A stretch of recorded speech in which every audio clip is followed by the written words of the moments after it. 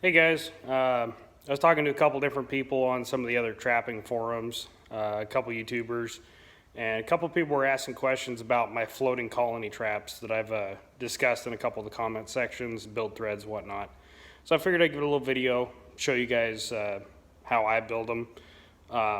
This idea was not mine. The very first time I ever saw it was by a guy out of Alaska, Mike Matney. He builds some really skookum muskrat floats.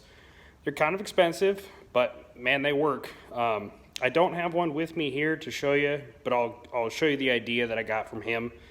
Another guy I got to give credit to is Trapper John out of Monroe, Washington. He builds one version of these, and then I modified it a little bit to be more like Matt's trap. So yeah, I'll give you a look here. I can figure out how to spin the camera around. So these are them right here.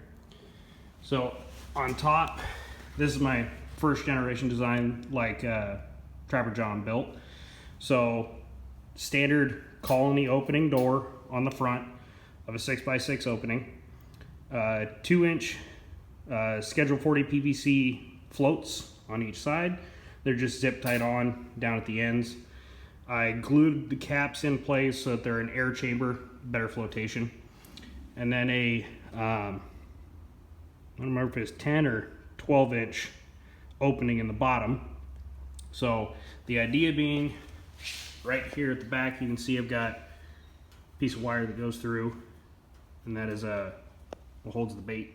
I like to use apples or carrots, and then usually some type of a spread-on lure.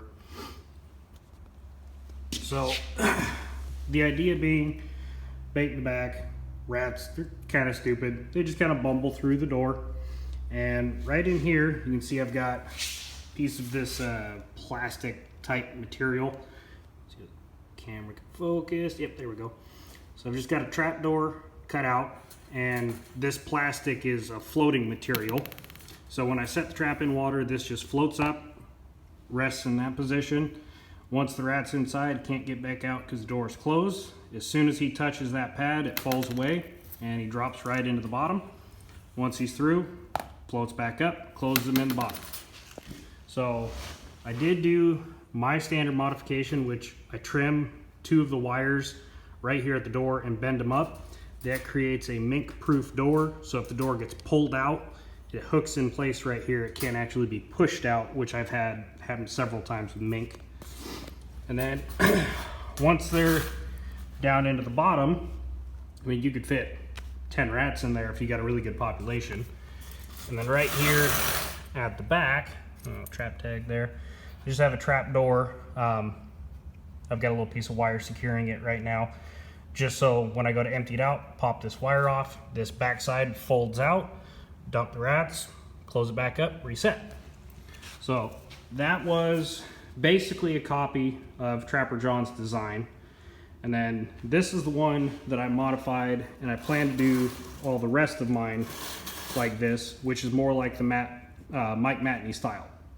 So same floating door, but instead of having 2 little edges of the wire bent in to hold the door in place, you can see right there it is, where it rests on there. Instead of that, what I did, I took and looped a piece of tie wire, which I'm actually going to upgrade that to galvanized wire today, and it runs back down inside this plastic material. And if you're wondering, that plastic material, I get these big sheets of it. It's the same material they make political signs out of, so I just cut off pieces of this to make it. So floating door, piece of wire wrapped into it, and it goes underneath of the front door, which is now hinged on the front of the trap, 2 hog rings.